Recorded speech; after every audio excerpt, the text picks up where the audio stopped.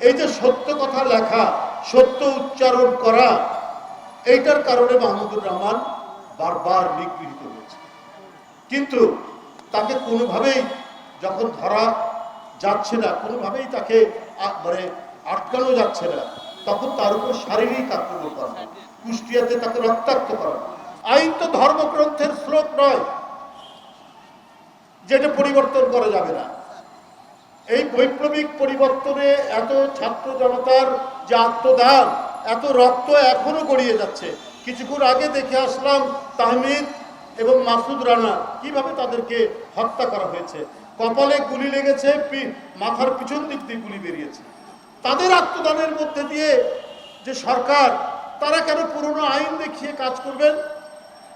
শেখ হাসিনা তিনি যে আক্রোশ এবং প্রতিহিংসার বশবর্তী হয়ে আইনি প্রক্রিয়া করেছেন, এটা তো সবাই জানে। অন্তর্বর্তীকালীন সরকার কিন্তু জানে না? যেখানে এত বিদগ্ধ জন এখানে উপদেষ্টা, তারা তো সবই জানতেন। আমাদের দেশ নায়ক তারেক রহমান তার আন্দোলনের ফসল, তার বিরুদ্ধে চার্জশিট দিল, সেখানে তারেক রহমানের নাম নাই। তার আগে চার্জশিট দিল, সেখানে নাম নাই। কাহার আখন্দের মতো একজন অত্যন্ত স্লোগান দেওয়া ধড়িবাজ আয়োকে নিয়ে আসা হলো, যে তখন নৌকা মার্কা নিয়ে পোস্টার সারছে তার এলাকায়। তো এটা তো একজন মূর্খ বুঝবে যে শেখ হাসিনা কেন কাহার আকান্তকে নিয়ে এসেছিলেন, যে তারেক রহমানের উপর তার যে প্রতিহিংসা আক্রোশ, সেটা বাস্তবায়ন করার জন্য।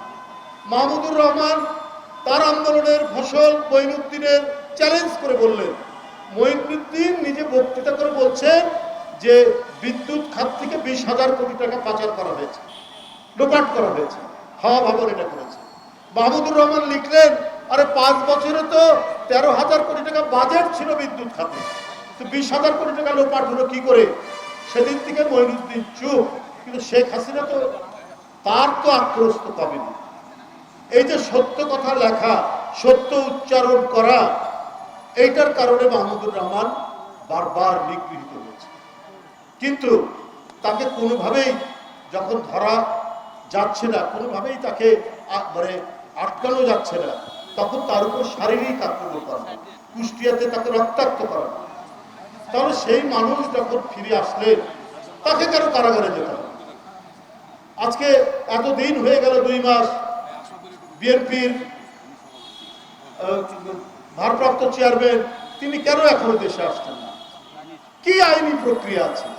এই আইন তো মানব রচিত আইন। এই আইন তো হচ্ছে স্বার্থ রক্ষা করা হয় মাফিয়াদের, স্বৈরাচারের, খুনিদের, গুম করে যারা তাদের।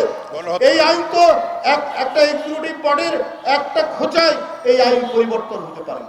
তাহলে আপনারা কি কোথাও ভয় পাচ্ছেন, নাকি আপনাদেরকে কেউ নির্দেশ দিচ্ছে কোনো জায়গা থেকে যে আপনারা এর বাইরে যাবেন না, এইভাবে আপনারা কাজ করবেন, আপনারা দেশটা তারেক রহমান যেন ফিরতে না পারে সেই ব্যবস্থার জন্য আপনারা এই কাজগুলো করুন, এগুলো পরিবর্তন করা যাবে না।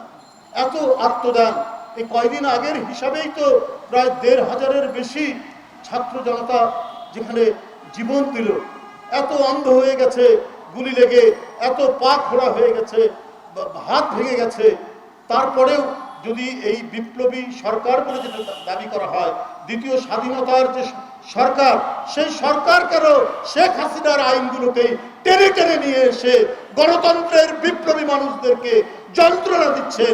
এইটা আজকে গোটা জাতির আজকে প্রশংসা।